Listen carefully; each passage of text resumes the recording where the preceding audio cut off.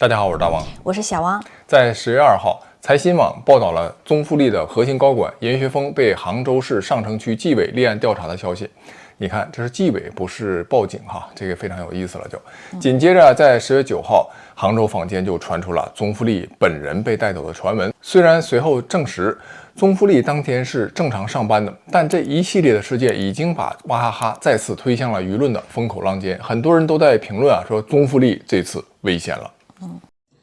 宗馥莉的处境可能比较危险啊，这个有传言说国庆这几天呢已经被抓了，但是我觉得可能是个传言啊。但是从另外一个方面来说呢，这个传言也有很可能会变成现实啊。但是有一点是确定的，就是在这期间呢，宗馥莉的得力干将已经被抓了。那么这个得力干将被抓，显然原因不会因为是这个私生子的问题啊，那么他被抓一个很大的原因就是国有资产的流失，寻找证据。一旦这个证据坐实，那么宗馥莉很有可能就会进去，或者彻底放弃娃哈哈。矿泉水大小姐很有可能这次要过不去了。她的主要问题，就表面上的问题，还是因为她想自己自立门户。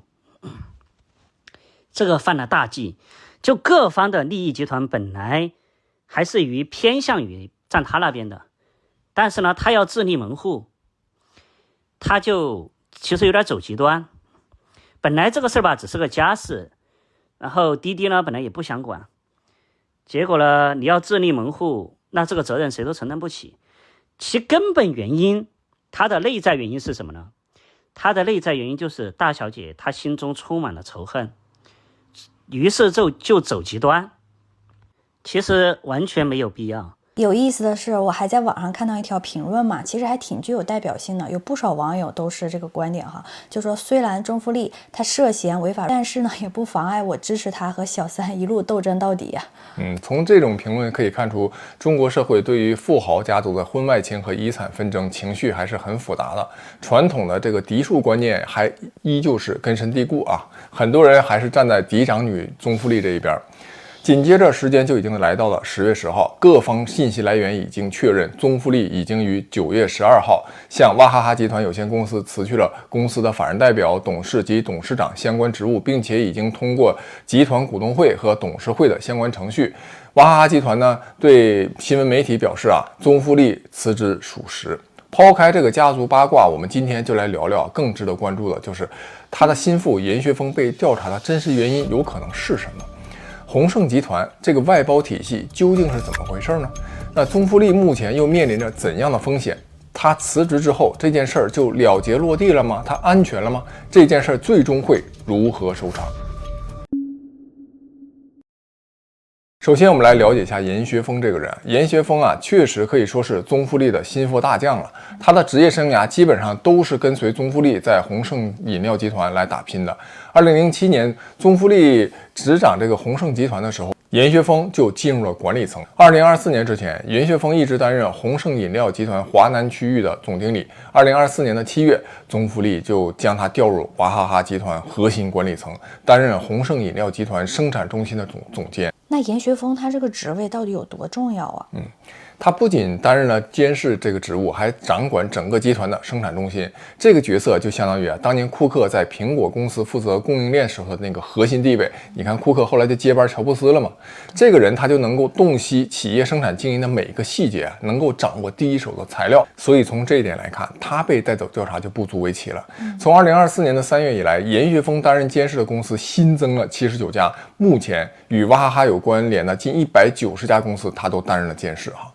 那10月2号，财新网报道就说娃哈哈集团这个核心成员严学峰因为涉嫌违纪，被杭州市上城区纪律检查委员会立案审查。立案通知书已经发给了娃哈哈集团的党委，未经纪检委的同意，娃哈哈集团不得批准严学峰出国辞去公职，不得批准对其交流晋升奖励处分或者办理退休手续。那了解中国体制的人都清楚，纪检委公开调查信息通常意味着手里已经掌握了大量的证据，而且已经调查了相当长的时间。严学峰这样一个能够掌握企业生产经营核心信息的人被带走调查，显然调查方是要通过他理清这个企业运营的脉络，包括这个产品啊、资金从哪里来啊，又到哪里去。不过呢，在10月9号传来的最新消息显示严学峰已经返回了工作岗位，这调查其实没多久就已经结束了。虽然呢不能说完全解除了风险，但能够重返工作岗位，这无疑是一个非常积极的信号。我个人认为严学峰本人的问题应该不会太大。根据他在2024年之前的履历来看，他就是一个忠诚的执行者。那他在进入核心管理层仅仅在1年左右的时间就被纪委宣布调查，醉翁之意不在酒呀。对，就可能是通过调查这个严学峰来搞清楚企业的运营细节和业务转移的这个情况。所以即便严学峰他参与了一些业务转移的执行，但这些重大决策显然不是他能做的，而是来自更高层的安排。那作为一个2024年之前的地方分支机构的核心人员，他不可能参与这个集团业务的重大决策嘛。所以如果说他有经济问题，那作为一个企业高管，那通常也是企业先报警，然后是警方介入，而不是惊动纪委而且也没有听说娃哈哈有这个报警的通告或者信息所以应该就是你说的醉翁之意不在酒那么严学峰被调查可能会涉及什么问题呢？有知情人士透露，可能有这么2件事有关。第一就是跟严学峰有关的迅尔这家公司涉嫌截留利润和销售渠道。根据网友的一些分析，就说就有可能通过这个高价采购这个原料和产品，低价又售出成品的这种方式，就把饮料环节的利润截留在了一个孙公司，从而绕过娃哈哈集团40%这个国资股东这个分红第二就是关停了上海娃哈哈大同水业务的这个程序方面可能存在一些问题。根据网友的披露分析，说是在2024年的6月，宗馥莉就直接关停了桶装水业务，这200名员工的工龄补偿由迅尔公司来外包兜底，而严学峰正是杭州迅尔成通商贸有限公司的法定代表人和经理。当然了，这些内容听起来其实还都算是不痛不痒，不是些大的问题，还没有涉及到鸿盛集团。其实对严学峰的调查，有可能真正的目标是鸿盛集团。在财新的一篇报道里面说娃哈哈这个集团高层对这个媒体表示，严学峰被调查是因为私人原因说跟集团公司没有什么关系。但这个说法很难让网友们停止讨论。那调查一个重要人物，往往就会先从调查他旁边的核心人物入手这在中国已经是屡见不鲜。那严学峰被调查，某种程度上绝对是一个信号，就说明宗馥莉本人可能处于一个比较敏感的位置了。而且调查严学峰也可能是一种试探，就看宗馥莉会不会有什么新的动作，从而暴露更多的线索和问题。那要理解这场风波，就必须搞清楚鸿盛集团的性质。可以说，鸿盛集团的性质决定了宗馥莉是否真的存在经济问题的风险。鸿盛集团成立于2003年，由宗馥莉通过离岸公司恒丰贸易100%控股。恒丰贸易注册地是在英属威尔京群岛，由宗馥莉间接全资持股经过20多年的发展，鸿盛集团现在已经成为拥有20个生产基地、40多家子公司、超过100条生产线的大型饮料代工企业。最初呢，鸿盛集团是娃哈哈集团的代工商，做的生意基本上都是娃哈哈给的订单宗庆后呢，还派人进入鸿盛，帮助女儿在企业站稳脚跟。后来鸿盛就越做越大，不仅赚代工的钱，还通过旗下的子公司赚取这个销售方面的利润。长期以来，可以说鸿盛集团作为娃哈哈的代工体系的核心，承接了娃哈哈超过1/3的产能并且逐步扩展至研发、生产、销售全链条的布局。但明眼人都看得出来，鸿盛集团的成就很大程度上依附于娃哈哈品牌。如果褪去这层光环，比如说娃哈哈就不给他业务了，那么鸿盛在市场上恐怕没有明显的竞争优势了。近年来，宗馥莉也推动多家娃哈哈旗下的一些子公司更名为鸿盛相关的名称，比如在山西南阳等地的娃哈哈企业已经陆续更名了。同时呢，他也计划在2026年启用新品牌娃小宗，这个商标已经于2025年的5月由鸿盛集团控股的杭州鸿镇营销有限公司申请注册了。根据知情人士的透露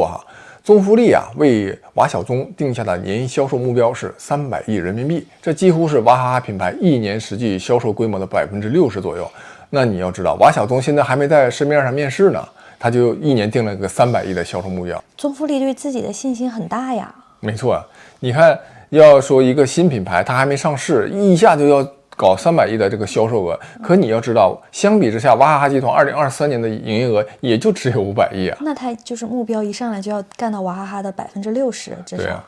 说实话，你像瓦小宗这个名字也有点怪，我感觉是不太顺口，就不如娃哈哈这种朗朗上口哈。所以宗馥莉真要想做好品牌，应该请更专业的咨询公司来做规划吧。比如你看最近被罗永浩捧红那什么华与华是吧？对。好家伙！目前啊，最关注的就是鸿盛集团和娃哈哈集团之间的这个利益是否涉嫌有利益输送问题。那你看娃哈哈集团现在年净利润仅仅是1000万级别的，而鸿盛系年利润超过了40亿。这就有网友分析说，他们啊是不是有可能涉嫌通过关联交易抽空了娃哈哈的资源呢？那是不是纪委调查的真正方向是这个方向，而不是严学锋的个人问题？比如一个典型的案例就是桶装水业务的转移，在2025年的4月。浙江娃哈哈饮用水公司的桶装水销售权被转移到了这个鸿盛系的孙公司杭州迅尔成通商贸，也就是严学锋担任法人代表的这家公司。那原来的公司啊就变成了代工厂，结算价被压制到了2.75元每桶，而终端价是7元每桶，利润的大头就流向了鸿盛系公司。如果这个数字是真实的，那么就会导致国资参股的娃哈哈公司利润缩水，而1.8万名职工股东的这个分红也会受到损失。所以不少网友就分析说，严学锋被带走调查，就跟这种什么左手倒右手的操作，引发了国资股东的不满有关。杭州国资委介入调查，是否就涉及了国有资产的流失？那么在这个背景下，严学锋被调查就显得不那么意外了。宗馥莉也在进行去家族化的动作，他关停了18家由杜坚英及其子女关联的工厂。这杜坚英啊，我们前面节目讲过，就是宗庆后的前妻宗馥莉的继母。这些企业呢，包括深圳、沈阳等地的企业。同时，他还要求大量的员工从娃哈哈集团转签劳动合同到鸿盛集团，就引发了超过1500名员工的维权活动。面对外界的质疑，宗馥莉公开强调，鸿盛和娃哈哈是产业协同关系，鸿盛负责全产业链的整合，比如研发呀、智能制造这些比较核心的东西。娃哈哈侧重于这个品牌和市场。可以说，这样的一个定义和说法，在宗庆后还在世的时候，凭借着长期和国资股东的良好关系，维持了一个微妙的平衡。但在宗馥莉2024年全面接管上任之后，由于引发了多次的风波，你看，首先包括企业的控制权之争宗庆父曾经一度辞去大当家的位置之后呢，又在国资控股股东的支持下又王者归来然后呢，又和这个同父异母的兄弟姐妹展开了遗产纷争和诉讼，可以说是非常的引人注目。这也让原本不引人关注的这个鸿盛集团和娃哈哈的这种微妙的关系和平衡，就被很多网友和财新这样的专业媒体放到显微镜下进行观察。现在这个蝴蝶效应已经开始展现。严学锋被带走调查就是一个直接的证据。那么宗馥莉一直强调的这种鸿盛和娃哈哈的产业协同关系是否能够站住脚呢？这个说法，尤其是它是否能够继续得到国资股东和职工股东的默许或者支持，现在看来已经打上了一个大大的问号。我在第4部分会预测一下我认为的最终结局。在严学锋被调查的消息传出之后，10月9号，杭州坊间就传出宗馥莉被带走的消息。第一财经这个媒体的记者就从接近娃哈哈的这个知情人士那里了解，说是宗馥莉当天还正常上班没有问题。但这个传闻本身就说明外界对宗馥莉现在处境是处于一个比较担忧的一个状态。我就看到有不少网友留言，就说他才接手多长时间呀？就算出事儿，跟他也没有多大关系吧？这种看法其实有点天真这件事儿确实始作俑者应该是老爷子宗庆后，但宗馥莉他作为核心的执行者，同样也许如果真有事的话，也要承担相应的一些责任就像严学锋被调查，他的职位相对于宗馥莉更低但作为执行者，他可能也有一些相应的责任。那宗馥莉目前面临的风险主要来自这么几个方面第一就是国有资产流失的一些质疑。娃哈哈集团的股东结构就包括杭州上城区文商旅投资控股集团和职工持股会。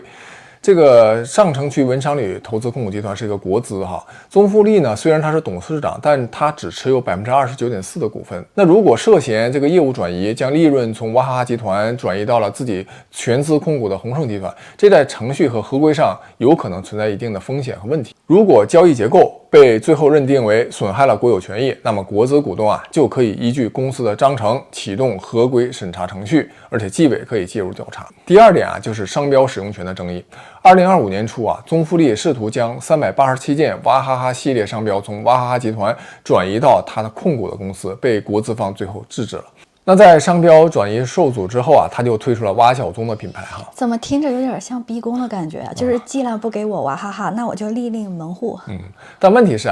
娃哈哈这3个字可是承载了30年的品牌积累和消费者的感情记忆，这些应该不会自动转移到蛙小宗的这个瓶盖上。第3点就是这个程序合规性的问题。宗馥莉在关停上海娃哈哈转移桶装水业务等等重大的决策上有些可能在程序上存在瑕疵。那么这些重大决策有没有通过董事会的批准，有没有通过这个国资大股东的这个同意，那这就给了纪委和国资监管部门介入这个切口第4就是家族内斗的压力。宗馥莉和3个同父异母的这个弟妹之间的遗产纠纷现在还在进行之中，预计2026年才可能会宣判。在这种情况下，任何的经济问题的暴露都可能成为他的这些对手攻击的把柄宗馥莉当然他可能有一个败招，就是他曾经试图向上面举报地方法院。在8月27号，宗馥莉的法务团队因为不满浙江省杭州上城法院的审理进展缓慢，已经向最高人民法院以及最高人民检察院等等多部门进行了投诉举报，说希望上城区法院能尽快审理一个案件。那这个诉讼案件是怎么回事呢？就是根据娃哈哈集团和宗馥莉方面向财经和界面新闻披露这些信息就说这职工持股会曾经在2018年进行过大规模的股份回购。娃哈哈方面就坚称说，这次回购有当事方这个签署的协议录像以及转账凭证，事实是非常清楚的，并且主张回购完成之后，持股会成员只有宗馥莉一个人。如果这个主张成立，宗馥莉将以个人直接持股的29.4%和通过持股会控制的股权24.6%，合计持有54%的表决权，从而就可以牢牢掌控这个娃哈哈集团的控制权但是这个安排在宗庆后先生去世之后，就遭到了部分的退休及离职员工的挑战。他们以诉讼的方式对自己在2018年签署的这个回购协议提出了异议。正是这起诉讼就成了宗馥莉向最高司法机关投诉的一个直接导火索。娃哈哈的法务团队就直指上城法院所存在严重的程序拖延问题，包括原告起诉之后法院迟迟没有立案，然后又经过被告拒绝调解之后呢，直到2025年的4月才送达诉讼材料，以及在2025年的6月13号庭前谈话后迟迟没有确定开庭日期等等。从法理的角度来看宗馥莉这个举报行为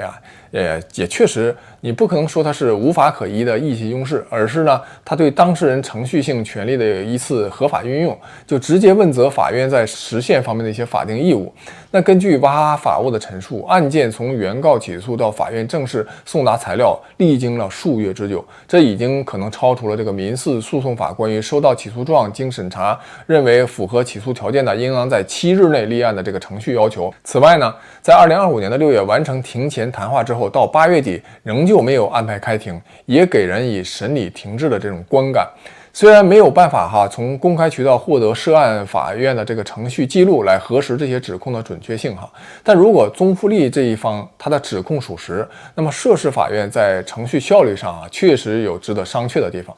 但是注意了，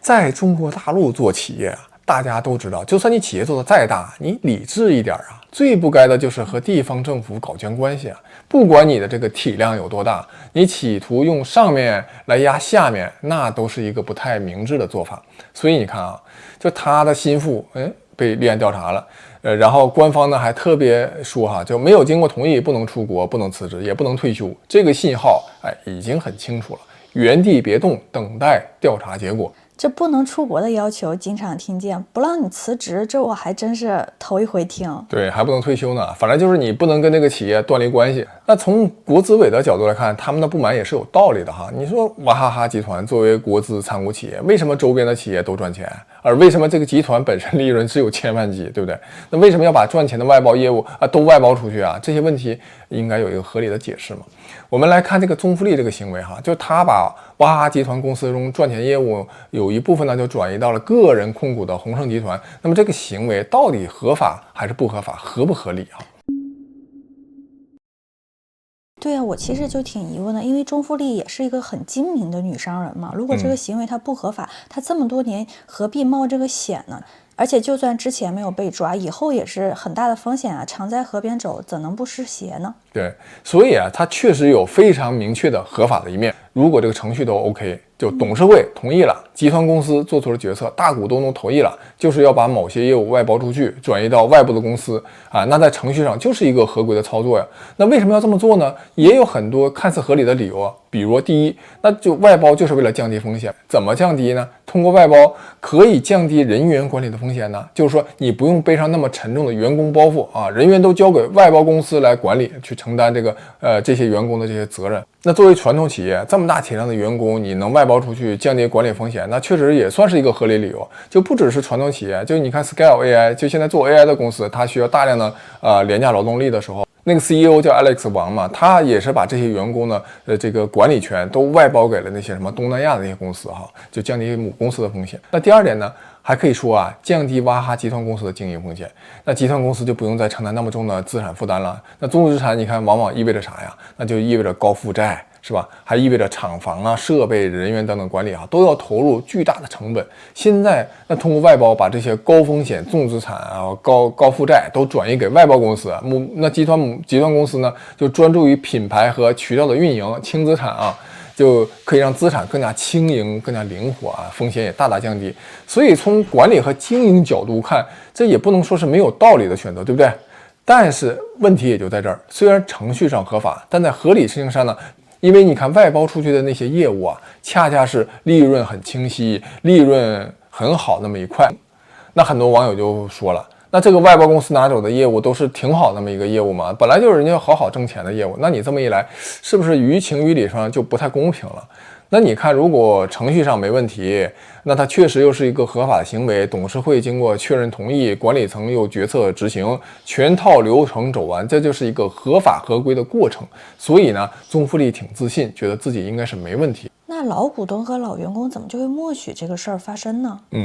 估计啊，可能是因为宗老在世的时候，他把这些复杂的关系都处理得很好啊，就大家黑不提白不提，就一团和气。但是现在娃哈哈就被推到了风口浪尖，这些事儿啊，现在都被翻在台面上，网友就大量的分析，舆情汹涌。这个事儿呢，你想捂也捂不住了。那接下来就看另一个问题啊，就宗馥莉他到底有没有转移这个国有资产这个风险啊？我个人认为要看时代的背景。如果说放在上个世纪90年代，那个时候改革开放嘛，刚刚起步，很多产权界定也都不清楚，对国有资产呢也是挺敏感的那个时期。那在那个年代，如果这样操作，可能大概率会被认定存在问题，面临各种各样的处罚。但是在现在这个阶段，如果说你程序合法，现在法律也健全了嘛，那你手续又齐全，而且民营企业呢又正处于被提振信心的这个敏感时期，那可能就不一样。因为这个一旦定性太重，会直接打击这个民营企业家的信心，影响整个民营经济的一个预期。所以在当下这个环境下，监管和判定也许会更加谨慎哈。那综合来看，如果这个程序合规又处在这个维稳信心的这么一个阶段，那么宗馥莉大概率是能够安全落地的。但安全落地啊，也不代表毫发无伤，他可能要付出一定的相应代价。这就是为什么我们会看到他已经辞去了娃哈哈总经理和法人代表等一系列的职务。这其实也算是一种风险隔离，就是他主动退出，让鸿盛集团的业务和娃哈哈彻底剥离，以便两边呢都划清界限。这一步可以说既是自我的保护，也是一种姿态，就要告诉外界啊，娃哈哈归娃哈哈，鸿盛归鸿盛。从此呢，他的重心就完全回到了鸿盛，把娃哈哈那部分的历史风险留在了过去，也可以算在宗老的身上哈。这就让人想起了当年支付宝从阿里巴巴剥离的事件，当时各个股东也是非常惊愕，我也是惊掉了下巴，我说也能这么干呢？那财新当时也做了大量的报道，最后马云给出的理由就是，金融属性的企业必须是中国资本背景的股东来控股。阿里巴巴呢给予了股东其他方面的补偿，最终达成了一个妥协。那支付宝现在发展成了蚂蚁集团这样的巨型企业，也不知道当年的这些老股东们作何感想哈。但娃哈哈的情况呢，可能更为复杂一些。这可是一个曾经打着民族企业旗号的企业啊，它一举一动都牵扯着社会的神经。有些人就会将对娃哈哈的这个处理解读为对民营企业的一个态度。那么这一件事儿最终会如何收场呢？我认为需要考虑多方面的因素哈。就前面我讲了，如果参考上个世纪90年代对民营企业和关于国有资产流失的那个严格的认定标准，中富力和鸿盛集团这次风险会比较大。但现在这个环境不太一样了哈，在当前这个经济需要提振的敏感时期呢，对民营企业家的处理应该会更加谨慎。从中富力这个角度来看，他也有充分的理由为自己辩护。首先，这些业务转移的决策大部分就应该是当年宗庆后老先生做的呀。那鸿盛集团2003年就成立了呀，体外循环这个格局是多年形成的，这个决策也不是中富力做的。那中富力作为鸿盛集团的领头人，他只是在执行他父亲的战略布局。决策人已经去世，没有办法追究他在经济之外的责任了。其次呢，中富力作为执行者和民营企业家的代表之一，对于他的案件就会被广泛的关注和讨论也会在企业家之间形成一个巨大的效应。所以就像我前面讲的，一定会慎之又慎。那如果中富力在经济和股权方面又做出一定的妥协，那后续呢给国有股东做出适当的补偿，就仿效马云当年剥离支付宝业务对阿里巴巴原来的股东的补偿，那大概率就可以化解这次危机。从国资方的角度来看，你看他们沉默了多年，现在他们的诉求也许就非常明确简单，他们应该主要就从经济方面提出一些需求，给予合理的补偿。那以后呢，这个体内体外循环的利润平衡要更为的合理，和代表了中氏家族的中富力这一边呢，也没有必要完全撕破脸嘛。毕竟娃哈哈这个企业在他们的手里壮大起来，在就业呀、纳税方面也做出了不小的贡献呢。那严学峰呢，能够重新返回工作岗位，已经释放出了非常积极的信号。这就说明调查的重点可能就不在个人，而在于理清业务的来龙去脉。现在这个理清的差不多了那么后续这个利益调整也提供了一些依据。那么综合来看，娃哈哈的这个利益纠纷本质上就是一个三权鼎立的治理困局。你看国资它要保值增值那员工要稳定就业和分红那宗家要顺利接班呢。任何一方想要快刀斩乱麻，那么另外两方就会合力来打击一下哈。所以按照我的这个推测，中富力目前面临就主要是两条路。第一条路，先止血再输血，暂停这个体外业务的这个转移，把这个体外业务的转移缓一缓。重启和国资股东和职工股东的这个谈判，把商标的使用权股权的分配利润分成咱们整得明明白白的，换取一张可以预期的这个接班路线图，这是一个比较稳妥的做法。第二条路就是继续快速推进，用新品类、新营销、新渠道快速推高这个娃小宗市场占有率，用这个业绩成立一个彻底脱离娃哈哈品牌的山头。成功了就是一夜登基，失败了就可能元气大伤。但确实是一个冒险的做法所以现在可以看到这个鸿盛对于娃小宗的推出现在还是比较谨慎的。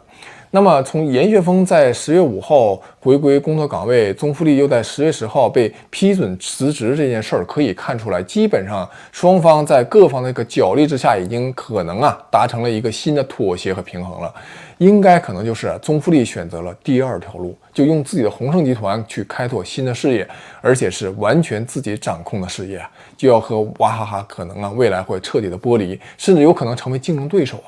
估计后续也会看到他手里的股份发生重大的调整变化。那历史经验告诉我们，在中国的混合所有制企业里面，合规和程序在特定的时期和高速发展时期可以睁一眼闭一眼，但是如果不断走在风口浪尖，步子又迈得过快过大，有没有照顾好国资股东的利益，那就难说了。那严学峰被查显然就是对中富力和鸿盛的一个明确信号，要减速缓行此刻的中富力与其一脚油门踩到底，其实他应该开始减速那我个人预测，中富力本人和鸿盛集团应该会相对安全的度过这次危机，但前提是有可能他必须在以下几方面做出一些调整。第一，就是在利益分配上要向国资股东和职工股东做出适当的让步啊，要给予一定的经济补偿或者调整关联交易的定价机制，要拿出老父亲的那个在政商两界周旋的本事，要放低姿态。第二呢，在家族遗产分割的过程中，对3个同父异母的兄弟姐妹，现在要多一些妥协和低调了，要减少对抗和冲突。你看这些人啊，他们肯定掌握了不少娃哈哈集团的秘密啊，如果他们选择配合调查，对宗馥莉也可能会很不利的。第三，在后续的经营动作上，可能要相对温和低调很多呀，不要再采取激进的业务转移和人事调整了。第四，重心要全部转移到宏盛，未来其实和娃哈哈就可能成为事实上的品牌竞争关系。总之就是一句话，和为贵，利益要均沾。无论是对国资股东，还是对掌握秘密的叔叔们，还有那些同父异母的兄弟姐妹，还有继母都要懂得分享一些利益啦，这样才能平安度过这个时期。这个在中国的生意场上可以说是一个永恒的真理，也是李嘉诚这么多年屹立不倒所秉承的理念。没有中间人的娃哈哈，未来又究竟会怎样？宗馥莉能否把宏盛带到娃哈哈这样的高度？娃小宗将来能否取代娃哈哈？这些问题的答案将在未来1-2年逐步清晰。但有一点可以确定，在中国做企业，尤其是有国资背景的混合所有制企业，平衡各方利益，比把自己做到一股独大，比单纯追求速度和效率要更为重要啊！本期节目就到这里，感谢大家收看，下期再见。下期再见。